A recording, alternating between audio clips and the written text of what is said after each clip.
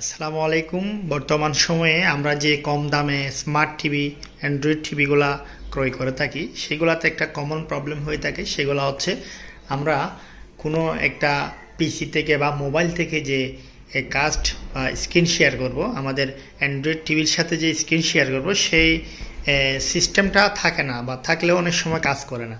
সেই সিস্টেমটা যদি কাজ না করে, সেটার বিকল্পভাবে আমরা যে কাজটা করতে পারি, আমরা এই যে এখানে একটা কাইন্ড লিঙ্ক নামে একটা অ্যাপস দেখা যাচ্ছে। আমরা আমাদের অ্যান্ড্রয়েড টিভিতে যে কাইন্ড লিঙ্ক নামে যে অ্যাপসটা আছে, আমরা এটা ডাউনলোড করে নিব। যে কোনোভাবে এটা পেন ড্রাইভ দিয়ে হোক, যে কোনোভাবে আমরা এটা আমাদের স্মার্ট টিভির মধ্যে, অ্যান্ড্রয়েড টিভির মধ্যে এটা আমরা ইনস্টল করব। ইনস্টল করার পরে আমরা আমাদের যে কোনো কম্পিউটার স্ক্রিন বা মোবাইল কাস্ট শেয়ার করার জন্য আমাদের মোবাইল স্ক্রিনে চলে যাব।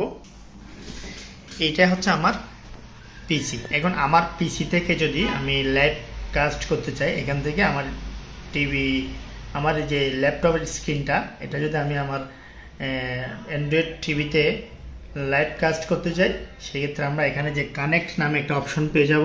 যে কানেক্ট, আমরা কানেক্টে যখন ক্লিক করব, এখানে এই অপশনটা আসবে। হ্যাঁ, অপশনটা কখন কাজ করবে? আমরা যখন এই যে কাইন্ড লিঙ্ক নামক যে অ্যাপস আছে, এটাতে ক্লিক করে অন করব। এখানে আমাদের কানেকশনের জন্য ওয়েট করতেছে। এখন আমরা আমাদের ল্যাপটপ স্ক্রিন থেকে যদি এখানে যে আমার কানেকশনটা এখানে শো করতেছে, ডিভাইসটা এখানে শো করতেছে, আমরা স্মার্ট টিভি এই অপশনটা এখানে দেখতে পাচ্ছি। আমি এখানে যদি ক্লিক দিই, একটু সময় নিয়ে জাস্ট 10 সেকেন্ডের মধ্যে এটা কানেক্টটা হয়ে যাবে। এই যে কানেক্টটা হয়ে গেছে। আমার ল্যাপটপে আমরা যা যা করবো এখন থেকে লাইভ কাস্ট হবে। তো এটাই হচ্ছে একমাত্র সলিউশন। আমরা যেহেতু চায়না টিভি ইউজ করি, চায়না কম দামে, তাহলে কম দামে কাজ করতে গেলে আমাদের এই প্রবলেমগুলো ফেস করতে হবে। তখন আমাদের এই বিকল্প ওয়েটা আমাদের ব্যবহার করতে হবে। আপনি যদি সেম প্রবলেমটা ফেস করে থাকেন এবং এটার মাধ্যমে যদি কোনো সমাধান পেয়ে থাকেন, সেটা অবশ্যই আমাকে কমেন্ট করে জানাবেন। তো সে পর্যন্ত ভালো থাকবেন।